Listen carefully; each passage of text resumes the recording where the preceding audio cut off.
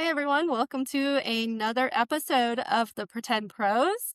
I'm your co host, Jenny Hoffman, the rookie, and also once again on the injured reserve list. But this time I'm not wearing sunglasses, so I've made it that far. But for those of you that missed last week's episode, there was an incident with one of my dogs, a retractable leash, and a pole to my face. So hence the nice, lovely shiner that I am wearing right now. I've been telling people that I am auditioning for the band Kiss.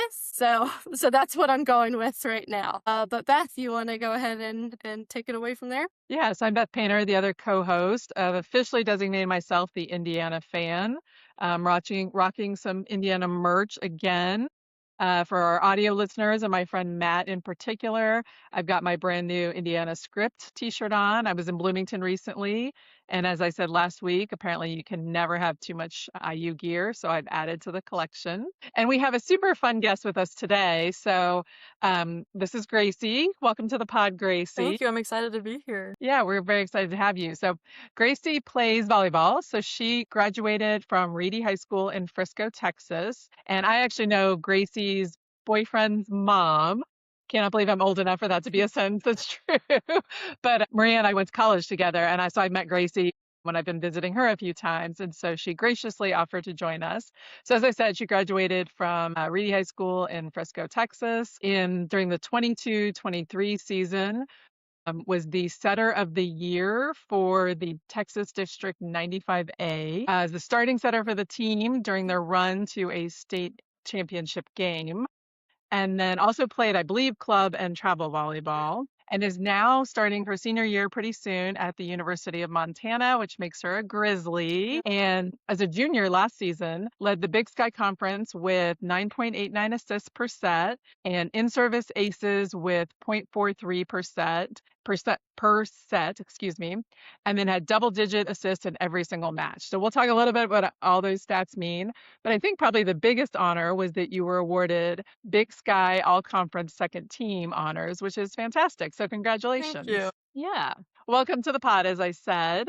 So I guess maybe to go back to the beginning, when did you start playing volleyball, and did you play other sports when you were younger? I played some other sports off and on, but I wasn't very good at any of them. My second favorite is probably basketball, but I didn't love like all of the physical contact, so I started playing volleyball when I was in I want to say second grade, and my dad was my coach. He coached me and a bunch of my friends, and we just played little reg volleyball until probably fifth grade. I finally joined a club team because I knew that I really loved volleyball, and if that was the next step that I had to take. So yeah. And I have to ask, how tall are you? Because obviously you're sitting down, and volleyball players are always pretty tall, and if you played basketball, you may be tall as well. So I just have to ask. I'm 5'10", so I'm not like a giant, but I'm taller than a lot of other people. Okay. Yeah, that's about how tall I am as well, which is funny because when I played volleyball in high school, so I was a hitter at 5'10". The setters on my team were what I would have called short, like Jenny size. Yeah. So Hey, no. have you been a setter the whole time then at that height? No, I haven't. So I actually, whenever I first started playing club, I was a Libero, and I didn't grow. What is that? Okay, so Libero is like the defensive specialist. They're the one that wears the other color jersey. If you've watched volleyball, Okay. you should be familiar. But yeah, they're basically the best passer on the team. So that's where I started, because I didn't grow until later. And then as soon as I got my first growth spurt, I started hitting. And then whenever I was 15, so my sophomore year of high school, I started setting. And then I figured out that's what I liked the best. And I stuck with that. And it got me further than any of the other positions would have. So definitely what I. So the setter to me is kind of like the quarterback of the team, because basically every play is running through that position in some shape or fashion. So what kind of personality do you think a setter has to have in order to play that role? I feel like a lot of setters have very different personalities, but usually they're very, I would say type A. They like to have control, but they're also usually pretty calm, because if the setter starts to get frazzled, then everyone else is also kind of screwed, because like you said, they're really involved in every play, and they're supposed to be kind of guiding what other people are doing, and I feel like a lot of people look to them for leadership, especially in tougher moments in games, so yeah, I would say that's the most important thing is calm and able to stay composed. I read an article and doing some of the research about, I think one of your coaches was interviewed, and it talked about like the amount of communication skills you have to have specifically as the setter. And it was talking about you and how you have to not only know, to Jenny's point, like everything that's happening on the field, kind of like the quarterback, but then the amount of communication you have to sort of every other position. That's interesting. Is that one of the things you like about it? Yeah, I like feeling like I have control, and so before every play, I get to tell each hitter what route to run basically, and I also have to talk with the libero a lot about, like, if they're not passing to the target where they can put me in a position to be successful, to put the hitters in a position to be successful. So yeah, that definitely is communication is one of the biggest jobs of a setter. And you mentioned formations. I played a little bit of high school volleyball, but nothing to that level. And I don't know, maybe this is the same as the libretto. Is that what you The said? Called it? libero. Libero. A digger? Is that Yeah, that's similar? Or is that just old? that is Is that just really essentially old? all Libero does, yeah. They're the digger. You can say that. Because I was very short, so I only played the back line. But can you talk a little bit about the formations? I imagine you have to learn several different plays and how that all kind of comes together. Yeah, so there's 6 rotations based on, like, I don't even really know how to describe it, but you go around 6 times before you serve again. And so that's one kind of like formation that you have to know. And if you're out of rotation, then you'll lose a point. So it's really important for everybody on the team to know where they're supposed to be. And then there's also kind of like routes, which is maybe what you're talking about, where before the other team serves or before we serve, I'm in charge of telling all of the hitters which route they're supposed to run essentially. Okay. And you can like trick it up and call like crossing patterns and stuff like that. I think one of the things I remember from watching too is the amount of moving around after the play starts. So if you're a hitter and you're on the right side, but maybe that's not your strong spot, or it's somebody else's better spot, that there's a lot of shifting to get Yeah. everybody into the correct spot, except you can't go from front to back and back to front, Yes, right? that's That's right. kind of the only rule. Okay. Sometimes a front row player will pull back to pass, serve, receive, and they can go to the front, but besides that, like, the libero can never play in the front row. So then are they constantly rotating out? And how does a rotation work with new players coming in? So, basically, whenever you start the game, everyone kind of starts in their positions, and then as it goes on, so I start in right back, and I'm always the first person to serve. And then as soon as we lose the point and the other team serves, then I'm still in right back, and then whenever we get the ball back, that's when I go to middle back. And then a front row person comes back row, and then a back row person will be front row.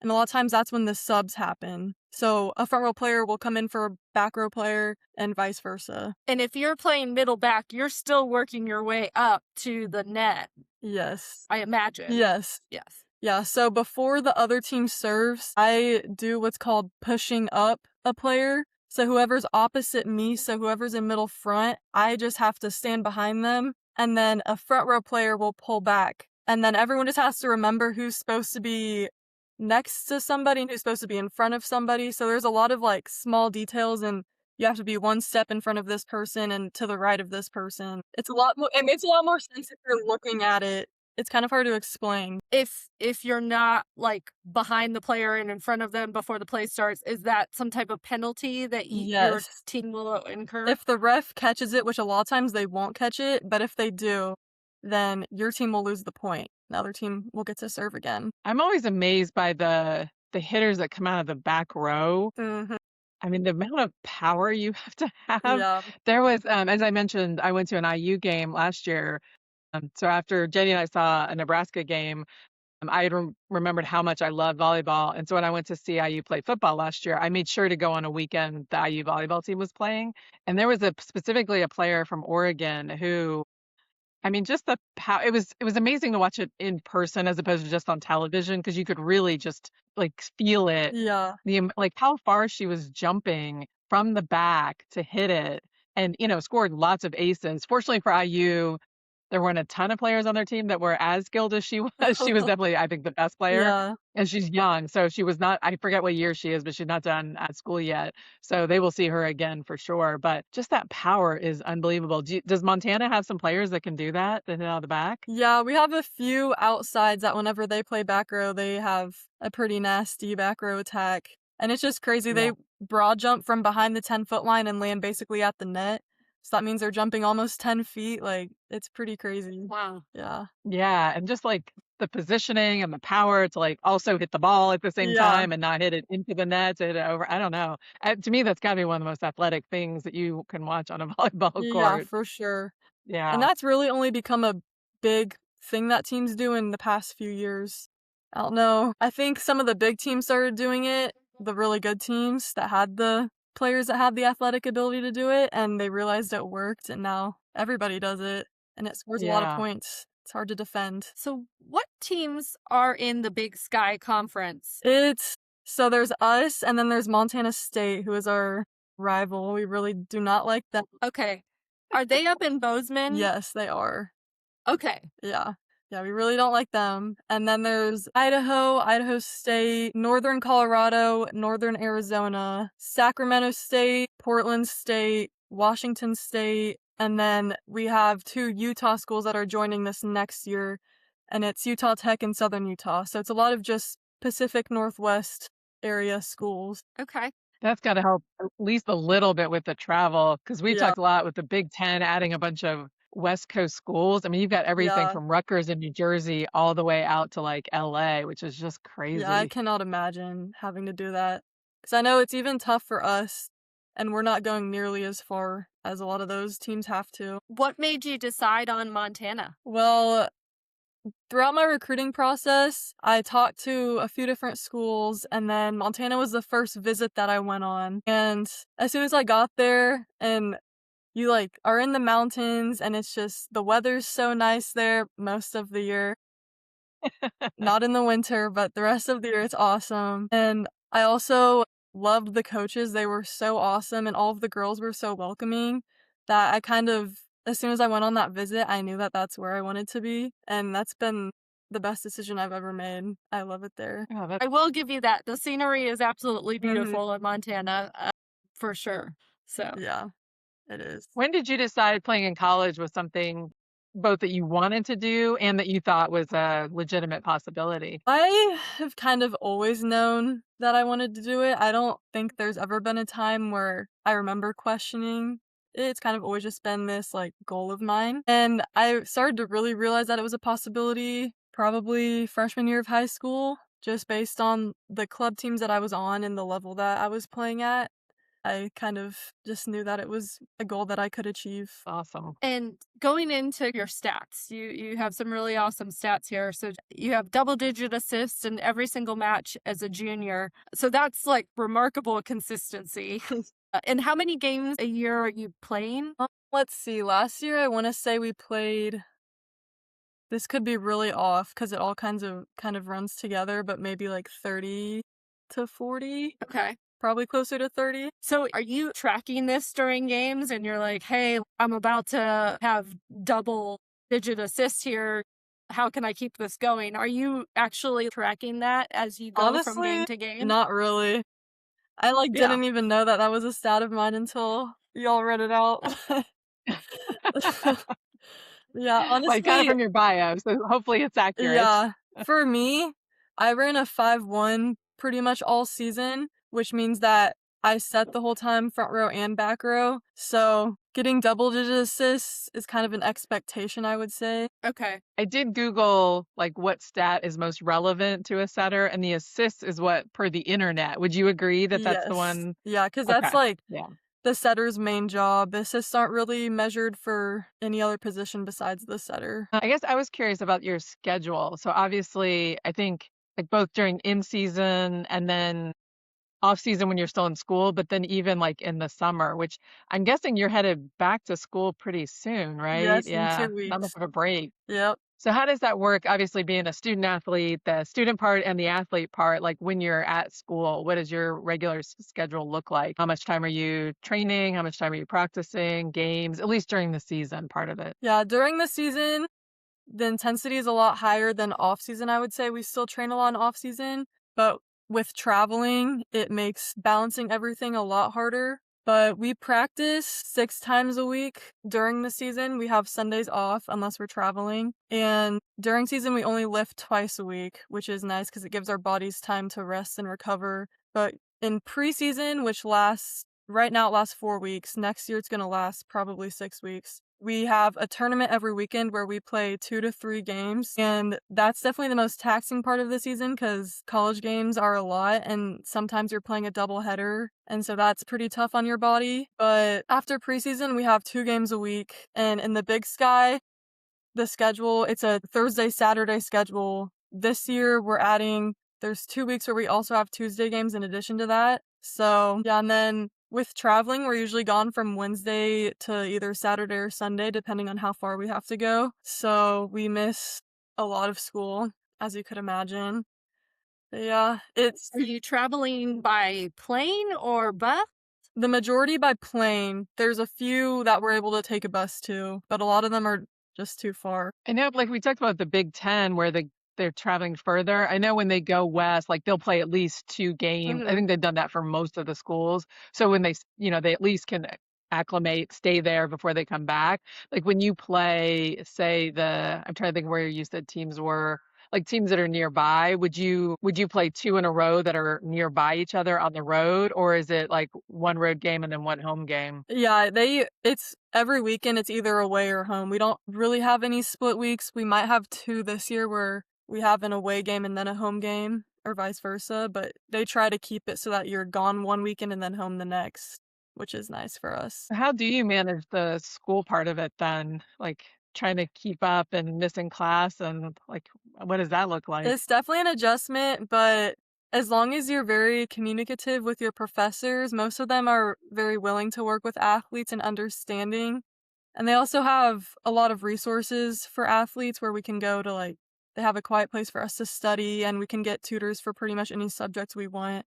So that has also been really nice to have. So I'm interested in going back to the training and conditioning piece because I do love fitness. So what does that training regimen look like? Is it mainly weight-based or are you doing a lot of cardio as well? Yeah, it kind of depends on what training cycle we're in. So during the summer, it's usually a pretty even split between weight-based training and cardio. So in the summer, when I go back, we'll have 5 lifts a week, and 3 of them will be weight training days, and then 2 of them will be cardio days. And for cardio, it's mainly just running, kind of mid-distance running, I would say. And then during season, that load goes down a lot, and then it's just 2 weight training days a week, but they're pretty light. We're not really trying to add muscle, we're just trying to maintain and stay healthy. And then in the spring, we lift 4 times a week, and one of those is conditioning. And then the rest are Okay. all lifting pretty heavy. Do they also give you nutrition plans to follow, or Yeah, is we that have not a really a thing? nutritionist that works with us, but our coaches are pretty aligned with the mindset that they think we are all able to kind of like have enough Do it self-control to do it yourself? ourselves. But there is a Yeah. nutritionist that I know some of my teammates have worked with her, and she kind of helps us meal plan and meal prep. She's awesome. And then even when you've been home just for this little bit in the summer, do you have a training schedule you're supposed to be on during that time as well? Yes, we do. We have an app that kind of gives us a daily workout. We train 5 days a week in the summer. So, Okay. We talked with a soccer player. She was a Division 1 soccer player back when she was in college. And she had mentioned in the summertime, basically they had a binder at the time. So this was probably before apps and all of that. hmm, But she had a binder and she would have to like flip to that week. And basically, this is what you would have to do for that week yeah. in your training Yeah, program. that's basically how it is, and we have to enter in, like, all of the weights that we do and, like, check things off so that our coaches know that we're doing it. So there's Okay. No getting Do you out have of to it. do like some like line beep tests? This is No, probably a thank soccer thing. goodness. A lot of my friends had to do the beep test because I'm friends with some of the soccer players, and I wouldn't wish that on my worst enemy. That sounds I saw an terrible. interview recently. I'm a big WNBA fan. And so, there's been a bunch of rookies and they're all on social media. And so there was a whole bunch that came from UCLA last year, the championship team, that are now spread out through the league. And they were on I don't know, it was like IG Live or something. I forget how they all ended up together, but it got broadcast. And one of them was saying that they had to do the beep test, and the reaction of the others, as a professional on top of it. I mean, you would have thought that they suggested, lighting themselves on fire. Yeah. They could not believe. So this is clearly something that sounds like a lot of fun. Yeah. I don't think I could pass that test. And I feel like I'm in pretty good shape. I don't think I could pass it. Yeah, that's funny. I will say the soccer player that we talked to when she finished playing and she knew she was done because she wasn't gonna, move on to anything as a postgraduate. I do think she said that she was pretty happy to leave behind, not like working out as a general concept, but maybe some of the specifics. Yeah. I think like it was some of the running maybe that she was happy to be done with that. Yeah. Because it's not only, like, is stuff like that, all the conditioning tests, they're super hard, but they're also, like, so anxiety-inducing that you, like, stress about them for days leading up to it. So, yeah, I'm excited to be done with that part of it also. So no So plans to play after college in any I'm way? not sure yet. I have been thinking about maybe doing a few years trying to play pro overseas, or even just trying one season there to see if it's something that I like. Just because I have a former teammate of mine just finished playing in Cyprus, which is like a Greek island, and she said she had. I mean, that's not a bad place I to know. play I was like, volleyball. maybe I could do that. I could play in Cyprus. I don't think I would have any complaints if that happened. So, yeah, I'm kind of thinking about it, but I still have 2 seasons left, so I have some time to figure it Oh, out. okay. So you're gonna play a fifth year then at Yes. Montana? Okay, Yes. nice. So what does that look like for overseas? Like, what are your options over there? And how do you get into something like that? Do you know? I don't know too much about it, but I had another former teammate that I just played with last season just committed or signed with a team in Germany, and I was kind of asking her a few questions about it, and she said basically that she found an agent to use, and the agent kind of connected her with some options, and then she kind of decided on the one that seemed the best fit for her. But I don't really know much about it besides that. Okay. Yeah, I didn't realize there was obviously there's a lot of basketball overseas, a lot of players do that. I didn't realize volleyball had a whole circuit as well. Yeah, But I think some of the IU players that graduated, I remember seeing afterwards that they were going to play overseas. So that's cool. yeah, I think it's even more popular there than it is here, honestly. Like the pro volleyball. Yeah. It's been nice to see some pro leagues in the US get started as well. Unfortunately, Mhm. living in Charlotte, we don't have one here, but I'm trying to figure out like at some point can we end up someplace that Jenny and I could go see a match cuz like I said, we both fell at least I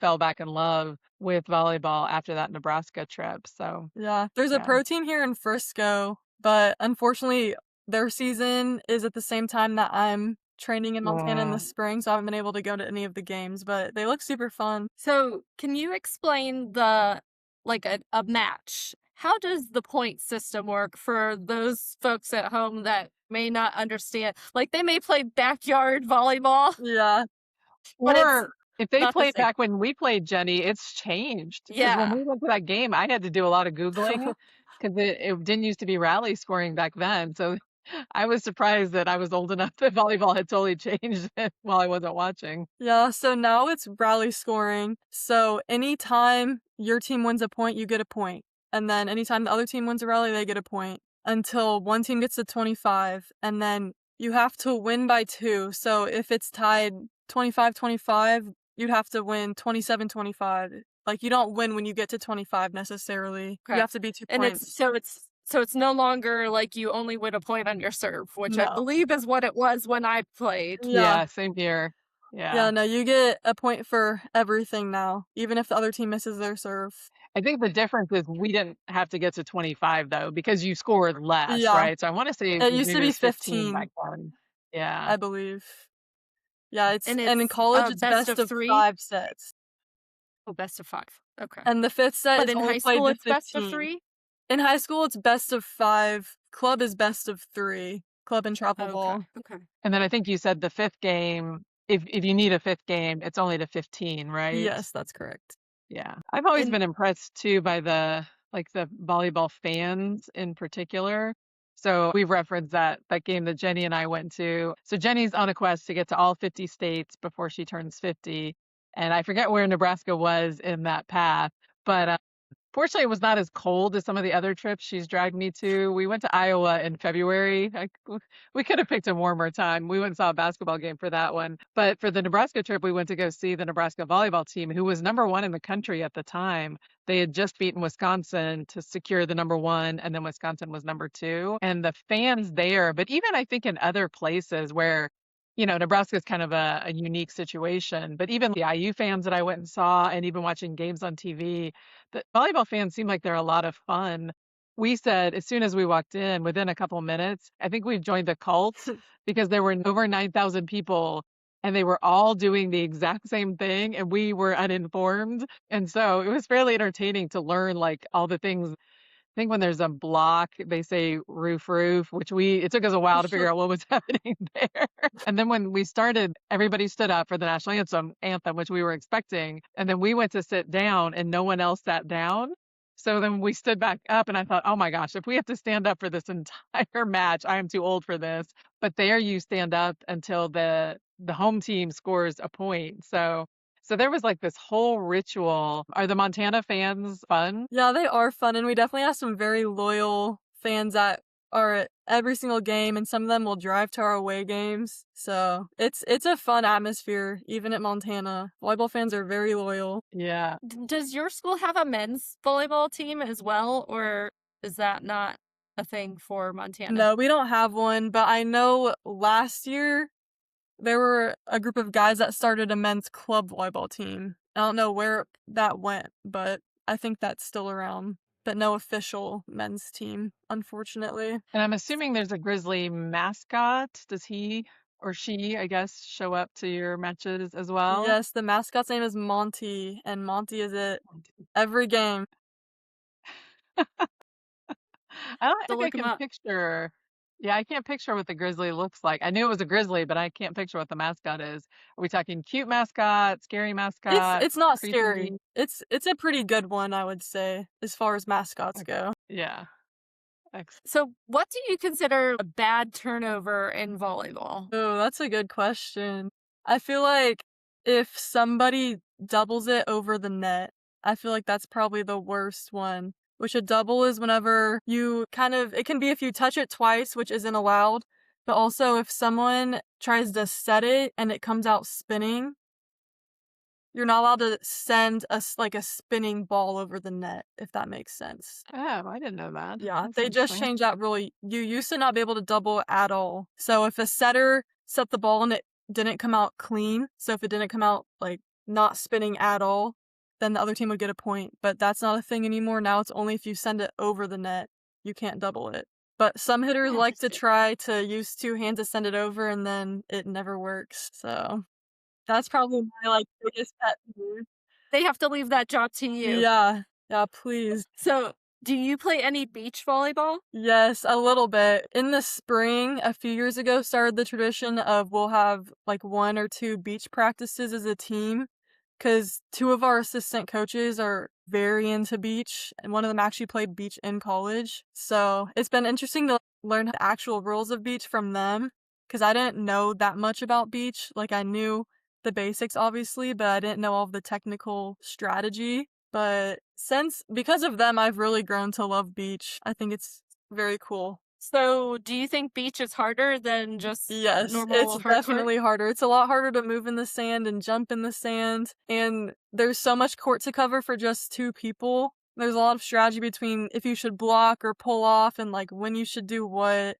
It's hard. Is beach only ever 2 people? For professional, and Okay. there's some leagues where you can casually play with 4, but usually it's 2. Yeah, I always love watching beach volleyball during the Olympics. Mm-hmm. That's always a fun sport, in my opinion, to watch. And the 2 women that medaled all the time for the U.S., Misty something. Misty May Trainer. Yeah. Yeah, okay. And And Carrie Walsh, Carrie- I Yeah, think, was your that's right. partner. Yeah. Okay. Yeah, they were Yeah. Yeah, partnered. I always enjoyed watching the two of them play for sure. Yeah, they were amazing. Like, I just cannot believe how athletic both of them are. Do you ever play like backyard volleyball with friends and family? Yeah, backyard volleyball is pretty frustrating for me. Doesn't happen very much with my friends, and most of my friends in Montana play volleyball, so it doesn't really happen there either. But Yeah. in the times that I've had to play backyard volleyball, it's not my favorite thing in the world. I can imagine. I feel like most people just like bump it and they just go back and forth over the net. There's no rhyme or reason. So Yeah. for someone who likes control and likes calling the plays, Yeah. I can imagine that has to be very difficult Yes. to put yourself in that situation. Yes, definitely. Definitely is. Here's my question. So during a game, after every point, the teams like come together. Is this just a good job, we're doing good, like pep rally, or is there actual strategy, or like what is being said during the quick little like huddle before you go back to your position? It kind of depends on how the game is going, but usually there is a lot of the good job high fives, but there's also a lot of strategy and just reminding each other of the things we talked about before the game whenever we scouted the other team. Maybe I tell the hitter what I see is open on the other side or what I think one of their hitters is going to do next. There's a lot of strategy involved in those huddles. Going into this year, do you have goals? Because it certainly seems like last year was a really good season for you. So have you sort of set goals for what you want this next year to look like? I don't really know what my personal goals are yet, but as a team, last year was our best year in 20 some years. So I think more of my goals are kind of team focused right now. Like, I want to have a better record than we even did last year. And obviously, I want to win the Big Sky Conference tournament this year. So those are like my main goals. That's what I have my sights set on right now. And I'll kind of figure out the smaller personal goals as we get closer. And I'm assuming a conference win puts you in the NCAA tournament, right? Yes, that's correct. Yeah, that would be very cool. Yeah, that's my ultimate goal. I want to play in the tournament. Okay. Yeah. Do you know when your season kicks off? Yes, our first game is late August. We have 2 exhibition games, but we start our fall camp, which is whenever we practice twice a day, on August 3rd. So it's pretty soon. So you said you go back in a couple weeks, so that's conditioning until you get to that fall camp. Yeah, whenever I go back on July 1st and whenever I get back, we have conditioning and weights every day, and then we'll have open gym practices twice a week, which is just where the team goes in and we run drills ourselves because the coaches aren't allowed to be with us until early August. Excellent. You're in Missoula? Mhm. How close is that to Glacier National Park? Can I catch a game at the end of August? Yeah, it's actually like a 2.5-hour drive from Missoula. So I've been to Glacier once, and it is definitely worth it. It is worth the drive. Yeah, I'm looking forward to it. But I was like, I wonder how close that is and if I could potentially catch a game because you guys will be starting your season. Yeah. Or at least the exhibition right around that time. Yeah, we'll have to pay attention. I don't know how many are the games televised or They're do you guys all are on you on ESPN Plus. Okay. Yeah, I usually subscribe to that because the IU games, it's the same situation. So I usually get a subscription. So I'll have to make sure and catch a couple. I think I meant to do that last year after I saw you. And then just between football, I mean, it's too Yeah. many sports, right? Yeah, it's like the sports mecca that time of year. Yeah, that's rough. But we'll definitely make sure to catch a few games this year and cheer for you. Well, I'm not going to lie. Your games probably don't start till like 10 p.m. Yeah, on the probably. East Coast. Probably not. Yeah, that is a little rough, especially because you don't come east very often to play, Yeah. right? Even We any non-conference come east we're or going to Michigan. That's like the furthest east we're going this Okay. year. We went to New York one year. That was quite the travel day, but yeah, we don't come east very often. Where in Michigan are you playing? Oakland? Oh, that's fine. That my sister-in-law went to school there. Really? I've actually seen a basketball game at Oakland. When is the game? I want to say it's either late August or early September. It's one of our Okay. first All right. playing weekends. Okay, know I'll have that. to tell her to take my nieces. My nieces are big volleyball players, Really? so I've gone up a couple times to take them to basketball games. We haven't been able to work it to see college volleyball game yet, but I'll make sure and tell her that we know somebody that's playing there. So, because that's right near where they live. So that's cool. Yeah. All right. So I have one last question on my side, at least. For a young girl, speaking of Beth's nieces, for a young girl who may be interested in volleyball right now and just trying to figure out, hey, how far do I want to take this? What is a piece of advice that you could give these young girls out there who may want to follow in your footsteps? The biggest thing that helped me, and something that we talk about in our gym a lot up in Montana, is just playing with joy. And if you're not finding joy in it anymore, then it's probably not something that you want to do, because it does get a lot more intense the older you get. And so if you don't like it, then it's kind of miserable. But for me, like, I find so much joy in playing for volleyball, and I find joy even in the hard moments and just getting to be on a team. So yeah, that's probably the biggest piece of advice that I could give, and something that's helped me get to where I am right now. And that's awesome. And I think I could liken that to anything Yeah. you do. If you don't have Yeah. joy in it, you're not going to want to be in it for Yeah. all the hard moments. Yeah, if it's not making you along the happy, way. then why are you doing it? Yeah, it's a lot of work Yeah. to not enjoy the fruits of your labor when you get to play. So, Yes, because I'm exactly. not sure you'd be doing any of that conditioning and the Yeah. running if, Yeah, maybe not at this you have level to if have you the weren't joy to getting, get you through the conditioning, that's for sure. yeah. So speaking of that, what are you majoring in? Do you have a, I just graduated with my undergrad in finance and management information systems. And so I'm starting the very master's cool. program in the fall when I get back. Okay. Those same degrees?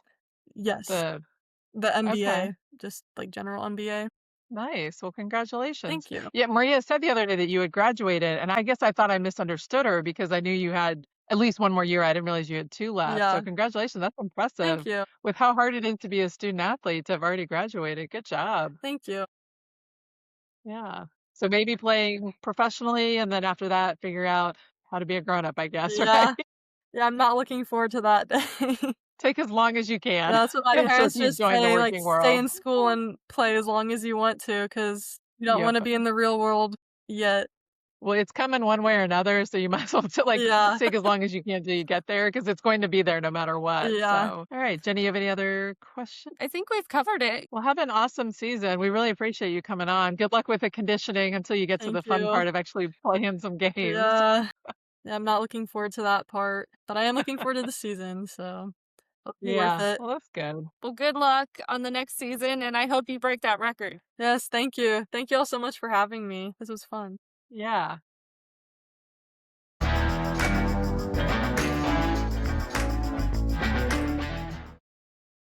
Thanks for joining us on this week's episode. And if you've liked what you've heard and you've stuck with us this far, we would love for you to subscribe. We are on YouTube, Apple Podcasts, and Spotify. We hope to see you next week.